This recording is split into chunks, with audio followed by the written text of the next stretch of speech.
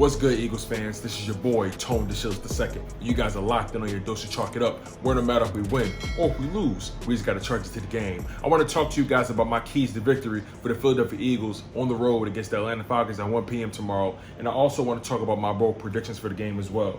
Now, if the Philadelphia Eagles are going to win this game, the running game needs to get off to an early start. Miles Sanders and Jalen Hurts must dominate early. And on top of that, Boston Scott and Kenny Gainwell need to take advantage of every opportunity. When we do that, when the running backs are doing their job, when Jalen Hurts is able to get things going with his legs, it's going to force the linebackers to stack the box. And then that's going to open things up for the wide receivers. That's going to open things up for the tight ends.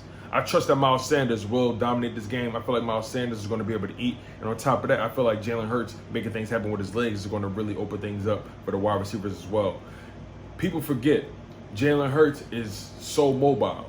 And I feel like in the same breath that it's overstated, it's understated. And this is what I mean. When I say it's overstated, I believe that people believe he's going to rely too much on his legs. And when I say it's understated, I feel like people really don't understand how fast this guy is, how sparky this guy can be, how much he can really be elusive and maneuver in the pocket and behind the line of scrimmage. Be on the lookout for a lot of play actions and a lot of bubble screens. Because like I said, the running game is going to open things up tremendously for the wide receivers. Moving on, the defensive line must set the tone on defense. I'm expecting 3 to 5 sacks minimum. The Falcons' interior offensive line lacks experience, and they also lack pedigree. They're dealing with injury, and particularly the Falcons starting left guard, Josh Andrews, is on IR with a broken hand. So I don't see why the Philadelphia Eagles can't take advantage of the weak interior with the Atlanta Falcons. Fletcher Cox and Javon Hargrave, must abuse. They need to absolutely take advantage of rookie lineman Jalen Mayfield, who was a third-round pick. I'm not expecting big things from this Falcons offensive line at all.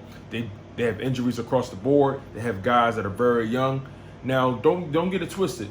Their left tackle and right tackle is in our first-round talents, but they haven't necessarily lived up to expectations. Last year, the Falcons offensive line was terrible, but that was last year. It is what it is. We're going to focus on this year, and I really believe Fletcher Cox and his defensive line must and they will take advantage. Once again, I'm expecting 3 to 5 sacks minimum.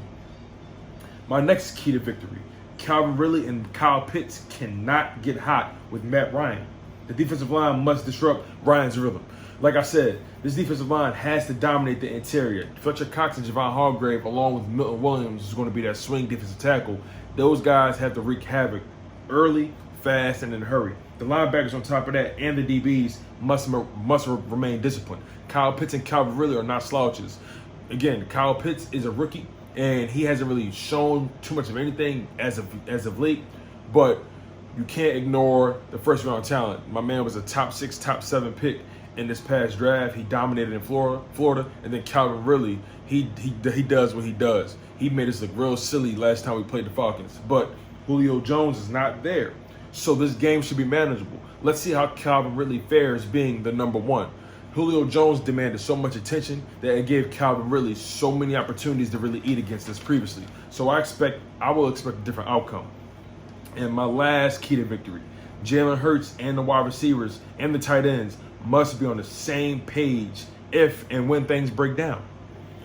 This offensive line, they're old, but they have a good blend of youth as well. Jordan Mailata has got his big contract, so I'm expecting big things out of him. I'm expecting big things out of Jason Kelsey, Brandon Brooks at right guard, and Lane Johnson at right tackle. Everyone's healthy for the most part, and I believe Isaac Samalu is going to be playing as well, hopefully. I'm not sure if he's come back off his injury yet. Don't quote me on that. But again, this offensive line has to give Jalen Hurts time to see the field. Jalen Hurts also has to be willing to see the field and can't satisfy for his first or second option if things break down. He needs to constantly keep his eyes downfield and use his legs to create more offense. And the receivers got to take advantage of the weak Falcons secondary. The Falcons secondary has never been their calling card. They've always struggled with that, especially because they never really had a pass rush. So I'm expecting this offensive line to do great things tomorrow. I'm expecting this offensive line to not give up any sacks. If they do, I'm only expecting 1, to be quite honest with you. And Jalen Hurts can hold on to the ball, and he has to know when to get rid of the ball when it's time. He's a smart quarterback. I know Jalen Hurts will take advantage of the things that's given to him. And on top of that, I know the wide receivers are going to take advantage of this very weak deep DB room when it comes to Atlanta Falcons. And in addition to that, expect the running game to get involved early. Expect Kenny Gainwell and Boston Scott. And on top of that, Miles Sanders. Expect those two guys to get involved early with the passing game. We know Kenny Gainwell is able to line up on the line of scrimmage. And then, you know, Miles Sanders, if he doesn't drop the ball, is very dynamic in the passing game as well. And then Boston Scott, who knows what he can do. That guy could just break, as we saw during the preseason. Now, I want to get into my predictions for this game. I predict Devontae Smith will score his first NFL touchdown in his debut. Devontae Smith is one of the best route runners in this draft, if not the best route runner in this past draft. And I really believe this guy's going to break out. On top of that, I expect and I predict Fletcher Cox and Javon Hargrave will each end the game with at least one sack. Like I said to you guys before, if Fletcher Cox and Javon Hargrave don't dominate this Falcons interior, I'm going to be severely disappointed. My third prediction, Jalen Hurts will have at least one passing touchdown and at least one rushing touchdown as well. This Falcons defense is unproven. They lost a lot of stars in the offseason. And they have a lot, and they have a lot of growing to do. The DBs aren't really that dynamic. The defensive line doesn't really have a pass rush. And who are their linebackers? So I'm expecting Jalen Hurts and his offense to really take advantage. I'm expecting Jalen Hurts to get a passing touchdown and a rushing touchdown. My final prediction, and this is my scoring prediction: Eagles win 24-20. Now, don't get it twisted. The Falcons are a very good offensive team. They don't really have a running game right now because they brought in new running backs, and I'm not really sure what Cordell Patterson and Mike Davis are going to be able to do.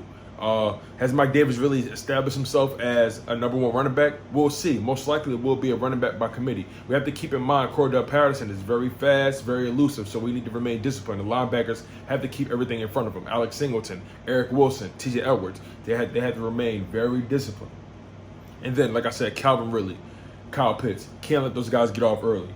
We know the Falcons are going to put up some points on the board. Matt Ryan is a veteran. He's been in this league for a very long time, and he knows how to play football. Now, they do have a new coaching staff like us, so don't expect those guys to be so fluid. And also, Calvin Ridley, he's never been the number one wide receiver in his entire career. He's always had Julio Jones. So we're really going to see what he's able to do being the number one guy. Kyle Pitts does buffer that, but Kyle Pitts is a rookie. How impactful can he be? But these guys on our defense must remain disciplined. They must stick to their keys. And they must not allow the Atlanta Falcons to get anything over the top. Just keep everything in front of you. Just dominate on third down, and we can win this game. And it's straight like that.